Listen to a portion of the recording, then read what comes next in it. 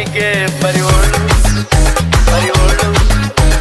CTV ಮಾತಕೊಂಡ್ರಿಗೆ ಬರೆಯೋಳು ಬರೆಯೋಳು ಸಂಸಾರಿಲ್ಲದೆ ಎಲ್ಲ ತೋರಿಸೋ ಏನಂತರ ಕೆಲಸ ಮಾಡುವಾಳು ನಾಳು MTV ಸುಬ್ಬಲಕ್ಷ್ಮಿಗೆ ಬರೆಯೋಳು ಬರೆಯೋಳು CTV